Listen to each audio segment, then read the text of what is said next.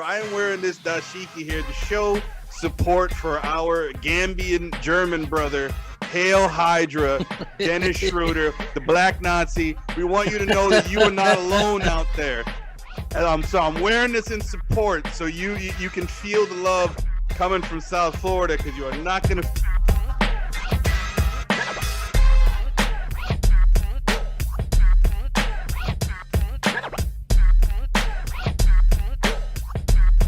Nothing.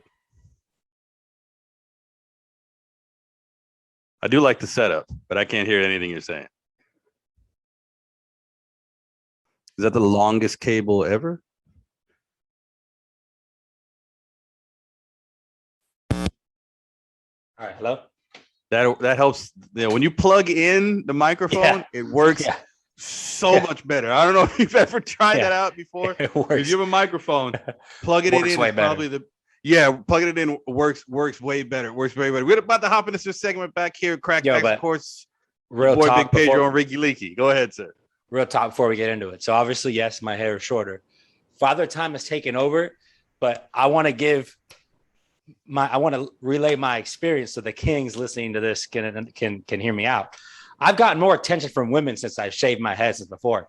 Women liked shaved heads with beards. Book that. So if you're a guy that's losing hair, maybe you're like a little, fuck the hair transplant shit. Don't fight it. I mean, I know I'm a clean cut guy, so maybe it works better on me than most, but try it. Like, don't waste your money on a dumb hair transplant, because nobody cares about hair anyways. No one. So yeah, I'm gonna rock with this. So I'm gonna rock with this. I like it. Get the beard going, and I got more attention from the ladies, so it's worked out.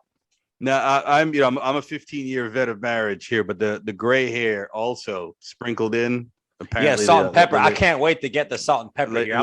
Ladies enjoy that. Yeah, so don't. Even if your beard is weird or your stash is trash, you don't have to go and get the paint on there. Let it age naturally. Men we're like fine wine. We get better with age. I also have a little sidebar thing here that we didn't talk about earlier too. We have Tropical Storm Fred brewing out in the Caribbean right now. Hope everybody stays safe from that. Of course, we're probably going to get it here as a tropical storm here in South Florida, but the month is supposed to come here on Friday night. Come on, Fred. If you're coming as a tropical storm or a hurricane, it's Monday through Thursday. Yo, yes. You gotta know better than this, man. You can't come on a Friday night. It's ridiculous. I digress. Again, we hope everybody's safe from the storm out there. It doesn't look like it's going to be too bad, but Fred, do better. Do better. Now, you see, I have a dashiki on, right? I'm wearing a dashiki for a reason. Yes, it's not his laundry day or whatever. I am wearing this dashiki here to show support for our Gambian German brother. Hail Hydra, Dennis Schroeder, the Black Nazi. We want you to know that you are not alone out there. So I'm wearing this in support so you can feel the love coming from South Florida, because you are not going to feel the love coming from your bank account. If you haven't heard, if you've been under a rock somewhere, your man Dennis Schroeder bet on himself. And Enrique, did he win? He did not. Absolutely not. Man. What was it? 4 years, 84 million, I think was turned that down. Yeah, he turned down from the Lakers because he thought he wanted to get, I quote, 25 or more per year. And he ended up signing what, sir? 1 year, 5.9 million from the Celtics? From the Boston Celtics, a team that is going absolutely in the wrong direction. Schroeder, you gotta admire the confidence. You betting on yourself there, which is all fine and dandy, whichever. It worked out for Reggie Jackson. Reggie Jackson got a big contract to stay with the Clippers. Worked out well for him. Did not work out well for Schroeder. I mean, it worked out for John Collins too. Worked out well for John Collins. Worked out well for Schroeder. I think Giannis bet on himself 1 year, a couple of seasons ago. I think this is telling us, and I think it's going to tell Dennis Schroeder as well, maybe you're not as good as you thought you were. He's a good, maybe backup point guard, spot starter. He's not anyone you're going to give a max deal to unless I'm just being overly critical. So I like to look at this from two different angles, right? His angle. If his agent wasn't fired yesterday, he should have been fired the day before, because 100%. that's his agent should be the one telling him, to read the market and which guys are coming available. Like he should have taken that money. Honestly, his agent might need to catch hands.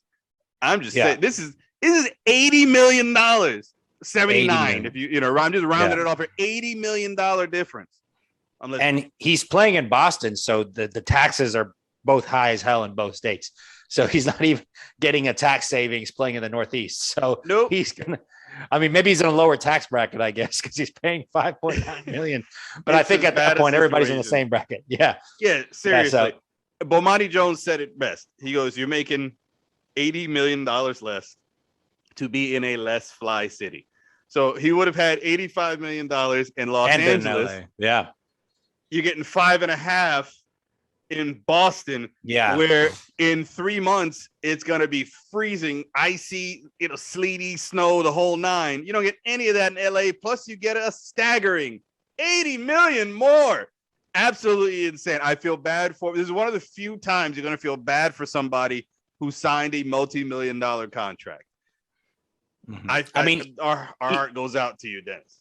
Because I would guess, let's say in an alternate universe where he did sign it, he would have $80 million on the Wizards. I still think the Lakers make that trade, and he's going to be part of it. I'm assuming because they're going to get Westbrook regardless. Because even if he signed the extension, because this is the state of the league, and this is why I actually do feel a little bit bad for Dennis Schroeder, because he's a victim of brown sexuality in the NBA. Because no, in all seriousness, the perception is if you can't play with LeBron James, you can't play with anyone, right? You've heard pundits in the media say that, and they're getting that from GMs in the league who think that. But look at that's not true. Yeah. All the recent players that have gotten out from under LeBron James' wing have all gotten better. Ball. So, and I actually think Kuzma is not going to be an exception, because Kuzma actually has skills. They're bringing Dinwiddie in there, so actually Bradley Beal get the flipped on this, because you were a Kuz hater in the past. You've made a 180 on this. Yeah, and there's a reason for that, because we were sold that Kuz is like this. He's not a great player, but Kuz is still a good player. If you're putting him as a third option behind Bradley Beal and Dinwiddie, they're going to be better than 10 games under 500. That's all I'm saying. They're going to have a better record this year than they did when Russell Westbrook was there. I firmly believe that. Absolutely. Yeah. So no argument on that there as well. And at this point in his career, at 32 or 31, however old he is, Russell Westbrook's a very flawed player. When you look at older players, as they got better, with the exception really of Magic Johnson, but he got the HIV and had to retire. Mm-hmm. The stars tended to get at least marginally better at shooting. Michael Jordan, much better shooter in his later years than he was in the beginning. Carmelo Anthony's range all the way out to the 3-point line. He didn't really have that in his younger career. Didn't see that so much. Even LeBron, he shoots like 35%, which from when he started, that's a market improvement. He did improve. Wade improved as an outside shooter. LeBron's issue a lot of times, except for those couple, the years that he was here in Miami, he's always been shot selection. He dribbles a little bit too much, and then the shot clock forced him to jack something up just because he's been out there dribbling for forever. But when he was in Miami, the ball moved around so much, and you had 3 other stars and Ray Allen in the corner. You're getting higher quality shots. Open shot. He is an NBA player. The ball's going to go in. But I don't see any improvement in that aspect. And his athleticism, he's still fast. He's not as fast as he used to be. Mm-hmm. And he doesn't have the energy to run that fast on offense and play defense still, which is the same issue LeBron has. Yep. And AD can't go full bore on either side of the court because he's going to break down at some point. Carmelo Anthony is 35, 36 years old, was never he's 37. He's a year older than LeBron. He's 37. He is older than LeBron. You're correct. And LeBron turns 37 in December. Never was a physical specimen. So we're naming all these people in the Lakers right now to bring up this morning. I flip on the TV and Stephen A. Smith and Max Kellerman on the flagship network are arguing probably the dumbest topic that First Take has ever had in the history of the show. If you want to go back to Cold Pizza, whatever the hell it was named before that, the dumbest take ever. They asked if this big three, and I'm assuming the big three is LeBron, Westbrook and AD. They're not trying to slide Carmelo in there for some banana boat thing or anything like that. But is this big three the best LeBron big three? Dumbest question I've ever heard in my entire life pertaining to basketball. At least I've heard of dumber shit outside of that. And it's the worst big three he's ever had. I agree. Yeah. In terms of fit. And real quick, the one thing I did want to mention about Schroeder, just to kind of finish that off, this is where the problem lied, similar to what happened with Kyrie. Dennis Schroeder, because he believes in his mind, he's a top 5 point guard. And obviously to be there, you have to believe it. So I can't knock his confidence, right? So he was coming in where he's, he flashes. And he's coming in saying, no, I'm not trying to play off LeBron. I'm trying to play with LeBron. Like, not that he thinks he's a better player, but he sees himself as a guy that's going to play with the offense, not play off the offense. Because if you think about it, in his history, who are the guys that get better that play around him? They're spot-up shooters. Yeah. If you're not a spot-up shooter, you're not going to get better around him because, and that's why Kyrie is that rare individual that he can dominate the ball. He's got a nasty handle, but he actually has off-ball skills. And I think that's more of a testament to how players are being brought up today as to why many guys don't have off-ball skills like Klay Thompson, for example. But that's another story. But that was my insight into the whole situation. The fit was never there because he never wanted to play off LeBron. He wanted to play with LeBron. And that doesn't work with LeBron. It's hard to and it's weird, the words about to come out of my mouth here for a person who is in the argument. I don't think he is, but he's in the argument for the greatest player ever. He's not that easy to play with anymore. He dominates the ball and he doesn't get to the rack like he did before. So he's literally dribbling out on the perimeter. You're starting your offense with 14 seconds left on the clock. On that team, they have either old shooters like Melo or guys that have been wildly inconsistent like Malik Monk. That team that's a downgrade over KCP. Absolutely, it's a downgrade over KCP because at least KCP played defense. And if you gave him a wide open shot, he would make it. And if you're going to cheat off of anybody on that offense, you're going to cheat off of KCP. So he got a lot of wide open shots. That team can't defend us. If we grabbed 3 guys and went out on the court, we'd score some points against that defense. They're not getting past the second round. And the fact that they would even ask, is this LeBron's best big three? Absolutely absurd. I mean, the one in Miami, you'd have to argue would be the best. I mean, it's two other Hall of Famers that were in their prime. That's the bigger difference there. Exactly. In their LeBron was 26. Difference. He turns 37 in December. So already the fact that because Max Kellerman did say it was the Lakers. Stephen A agrees with us. Exactly. Because Stephen A agrees with us. Stephen A said it was Miami. Max Kellerman said it was LA. I mean, but I'm not even sure. I'm not even sure if he's getting if they're getting on the medal stand here because Miami's the number one for the gold of the LeBron big threes. Then your second place has to be Kyrie and Kevin Love. 100%. I mean, because Kyrie's better than anybody he's playing with right now. And at the time that Kevin Love was leaving Minnesota, Kevin Love was put 25 and 14. Granted, they're compiler points because the Timberwolves were complete crap.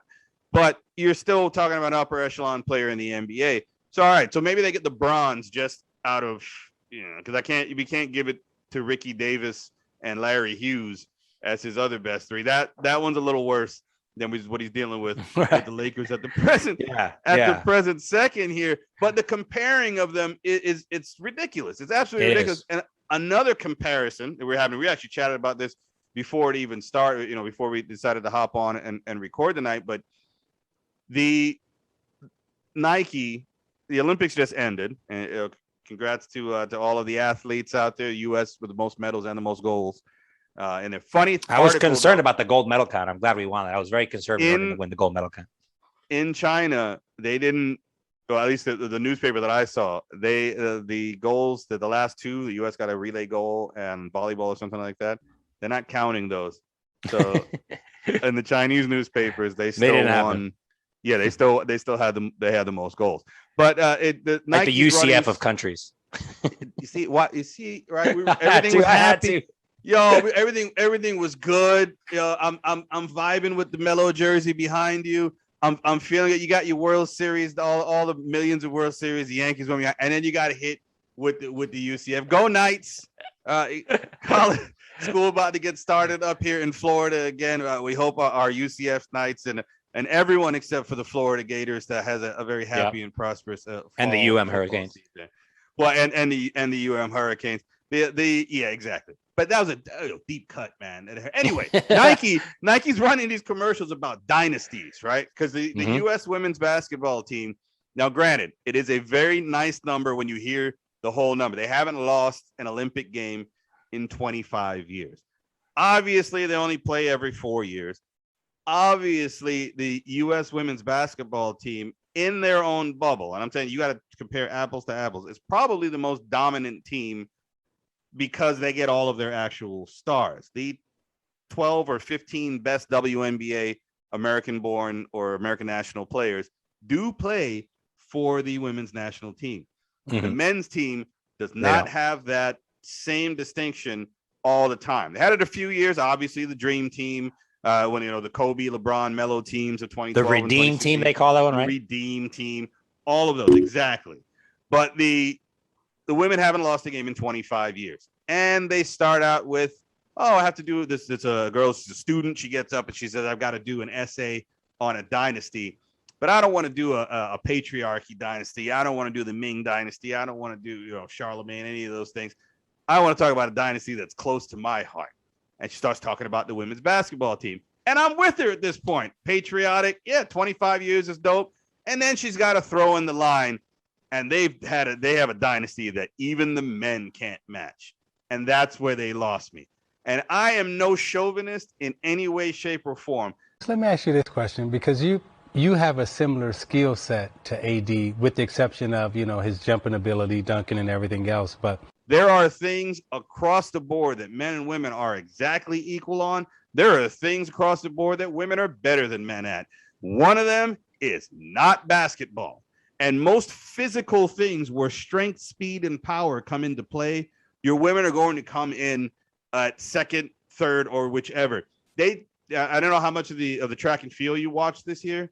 They started to do mixed relays. And they had one relay, I believe it was a 4x200. I didn't know that. Yeah, they had mixed relays, so two men, 2 women. They did it in swimming as well, and you get to choose whichever leg you want whoever to run. Most of the countries in the relay did female, male, female, male. So you had your anchor was a man, except for it was either Yugoslavia or Belgium. They had a woman as their anchor. So when the third leg was finished, they had a sizable lead because they had a guy running in the third leg, and then they came in sixth. So because everybody else had male runners going, and one guy I think held up cramping or whatever like that, but she came in sixth on there. It's not fair to compare the two. It's not the same. Leave it in the bubble. You were doing great talking about it. Dynasty 25 years. American pride. This is our sport. No one else in the world can handle it with us. Why do you have to drag in that it's a dynasty that the men can't match? Yeah, it's like the women. It's like the women's soccer team. The women's soccer team had so many fans, and then it's like they don't know simple economics, so they question why they don't get paid as much as the men's soccer team. And people are actually starting to watch. And people were actually starting to watch women's soccer more. I think they ruined it for themselves by putting off a lot of people by just getting all angry when they were getting all this support. Like, it's like you said, they're doing great things. Like, take it, run with. Who cares that you have to? Why are you comparing yourself to men? There's no reason to do that. You've accomplished great things. Nope. Keep it, run with it. Imagine if it was the other way around. Like, men would get obviously castrated, obviously, rightly so, because we shouldn't brag about it, because we should obviously in physical sports be better absolutely than, so and I'm just saying I'm not a chauvinist, and it's not even the average woman in America is 5'4". The average man in America is 5'9". A tall woman, let's just say 6 foot, a very tall woman. It's a very, very tall woman is 6 foot. She'd be in the bottom 10 percentile of the NBA in height. And in basketball, height matters. Kevin Durant gets his shot off easier because he's 7 feet tall and has got long arms than Chris Paul does at 6'1", 6'2", whatever Chris Paul is. So it's not fair to compare the two of them. And then when you start looking a little bit deeper into it, okay, great. You want to talk about 25 years that the men can't match. the women's world record in the 100 meters. They're meaning the fastest woman to ever run at the Olympics or any race where, a sanctioned race, is slower than the American boys high school record. So it's two separate things. Enjoy your achievements. It's not like the guys that are, if you're a rowing champion, you're not trying to seek out other sports and say, hey, some I've done this in your sport, we're better than you because of this. No, enjoy yours, dude. We're always comparing stuff in America. Exactly. It's always, just enjoy yours. It's like with business, right? If you've got a business, a profitable business, if you don't blow the numbers out of the water in your next year, and I mean, not just you're profitable again, but you didn't blow the numbers out of the water, it's a disappointment. So America, it's all or nothing. So they've won 25 years in a row. Nobody else can be better than that because nobody else did that. It's look at the circumstances of what these things are, and you comparing it to the men is actually diminishing their feat of having that, that 25-year run where no one else. Compare it to the rest of the countries in the world. I'm not even sure who the number 2 women's basketball team would be. I'm assuming it would probably be either Spain or France. Or maybe, Argentina, Brazil, possibly. I think they were good at one point. Compare them to the other teams in the world. Say, listen, your longest streak was 8 games in a row. We're 25 years, that kind of thing. You have the rah-rah behind you. And we're not even having this conversation about how ridiculous it is that everything that, you got to chop down what the men do, where if you put them on the same court together, what I'm saying? The select team with Quickly, Obi, and the college kids beat the Olympic women pretty handily. There's no woman that can guard Zion Williamson. There's no woman that can guard Kevin Durant. Stop comparing it. You're fantastic. We applaud the American women, Diana Taurasi, Sue Bird. I think this is her 5th gold medal. Fantastic. That's absolutely awesome. There's no reason to compare it to Kevin Durant, scoring 30 points in a gold medal game, something like that. Enjoy your achievement. You don't always have to compare it to other people. Absolutely. Off my soapbox. Absolutely. I'll even I can even relate to that in my personal life. I work a sales job. Naturally, it's going to be competitive with the people that, are on your same team and whatnot. I stopped comparing myself to people on my team, like probably early last year. And I've steadily increased my business because I'm just trying to focus on being the better me. Exactly. Focus on being the best women's basketball player and you'll continue to reach new heights. Don't worry about what the men are doing. What other, that's the way I see it.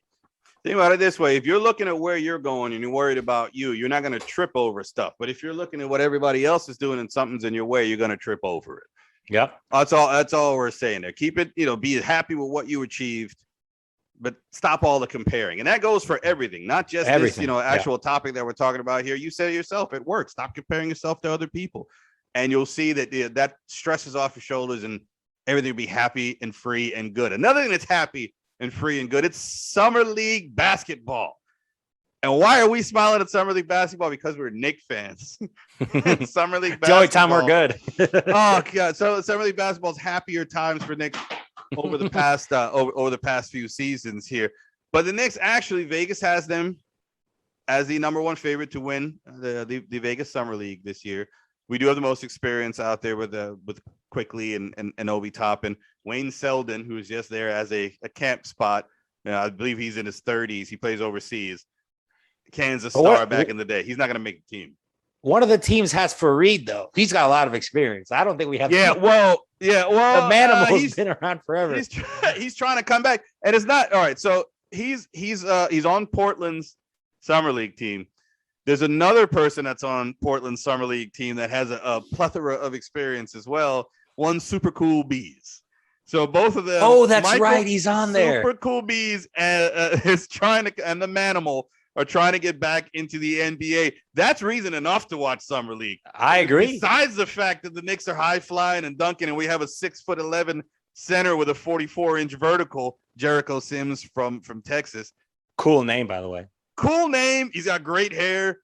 He's 10 for 10 so far in 2 games with the Summer League. It's just a lot of dunks, but he's a ridiculous athlete. But so far, the person that's flashed the most on the Knicks has been Obi Toppin, and Quickly had a great second game. And Obi's been good both games.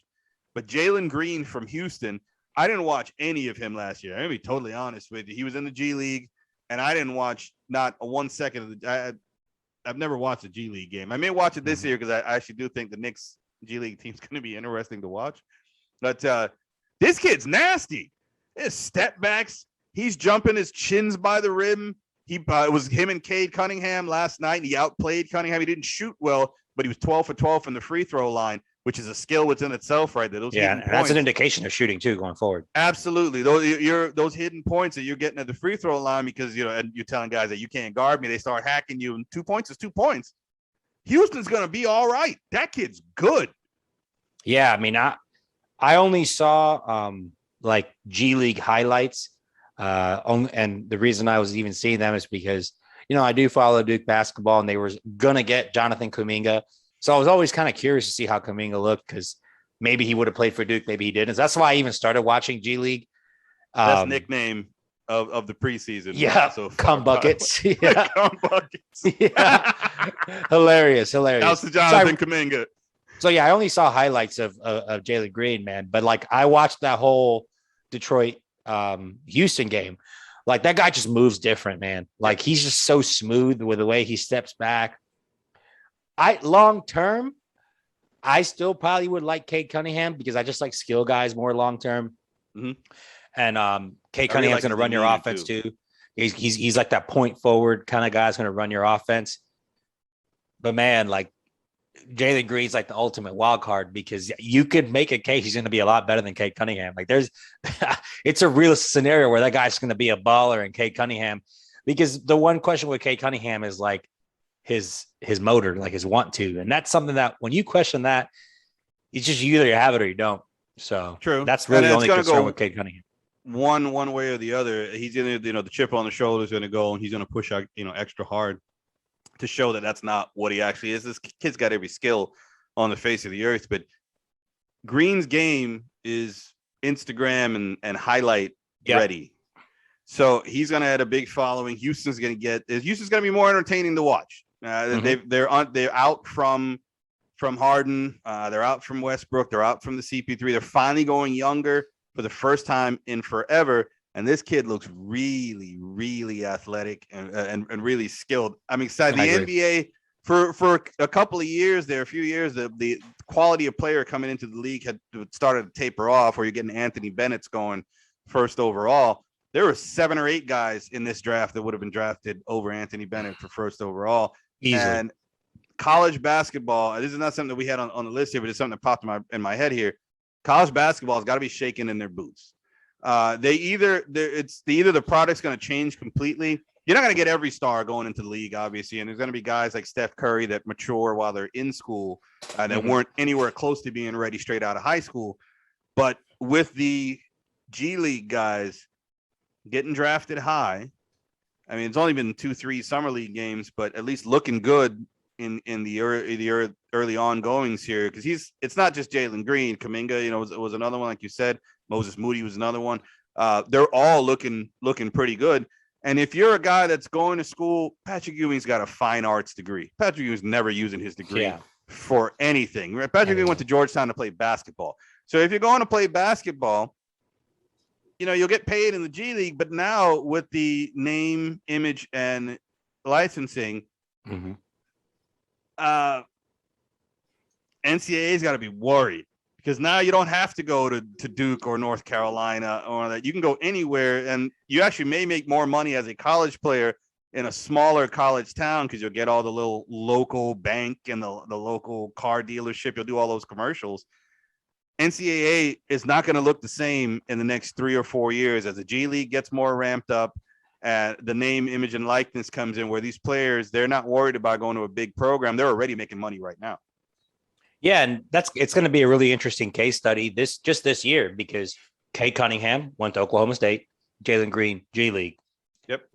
Fair or not fair, if one's better than the other, we're going to associate that path as being the correct path.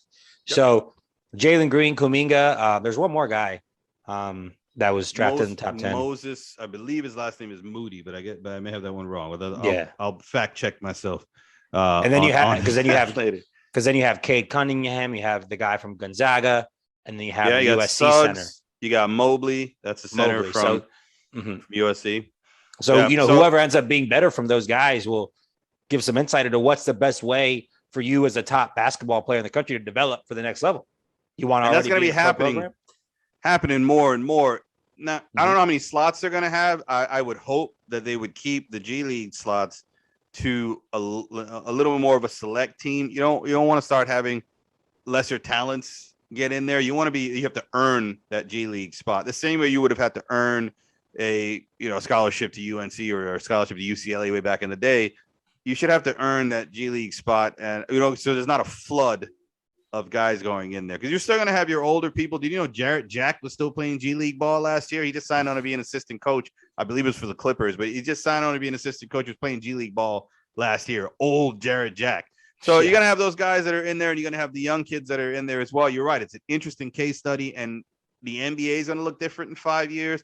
NCAA basketball is going to look different in 5 years. And AAU is going to look different too, because the name, image, and likeness doesn't only start at college. LeBron would have been making money as a sophomore in high school. Easily. Zion would have been making money as a sophomore, junior in high school. So everything's going to change now because money's power. We're here in America, money's power. So if these kids are making more money than the coaches, who has all the power? Yeah, man, sorry, I got to say it would be interesting about that. But we got a tip off for Knicks in about 5 minutes or so. You got anything else that you want to crack back before we end this week? No, I mean, we kind of covered all the interesting topics. I just want to make a little bit of a slower week. Yeah, the football gets ramped up again next week. I just do want to remind NFL fans to chill, stop overanalyzing everything that you hear in camp about one guy doing well and one guy sucking. This includes us. We do this shit too. Yeah, because there's just too many variables we don't know. Okay, a guy played well in practice. Did he play with a third team defense? Was it scripted for the defense to struggle? Or vice versa? Did the defense know every play coming so you can see how the quarterback reacts? There's just so many variables that, especially for rookies, chill. Give them time. And especially for football, because there's 11 guys on the field, plays going, 10 guys do their job absolutely perfect. One guy screws up, the play doesn't happen. So it's not always that one guy's fault. It's the ultimate team sport where all the pieces have to fit in together in order for a play to go off correctly. Yes, you temper, and it even goes with the G League that we were just talking about now. The guys that Jalen Green and Jericho Sims and Obi Toppin are balling against right now. The dudes are going to be handing out the tickets, not playing on the court. Come regular season here. So I'm with you on that. Temper the responses. Take a deep breath. Mm-hmm. It's entertainment at the end of the day. Just real world examples of things we've seen go both ways. Early in if you just look up Patrick Mahomes training camp 2018, his rookie year, you'll see through 2 picks, right? Peyton Manning, Geno Smith record for interceptions. Geno Smith balled out in training camp his rookie year. Just to give you an example of how little you can tell from a player, because it could just be set up for him to look good. We don't know unless you're actually there, seeing what they're doing that day, seeing what they're working on. You really can't say, oh, one guy's looking good, one guy's looking bad, especially quarterback, but really the whole team. Well, yeah, you can't even touch them right now. But that's been another week at CrackBacks. We got football Friday night. NFL's got their first preseason games Friday night. Can't wait to see Kyle Pitts in a full Falcons uniform. So we will holler at you.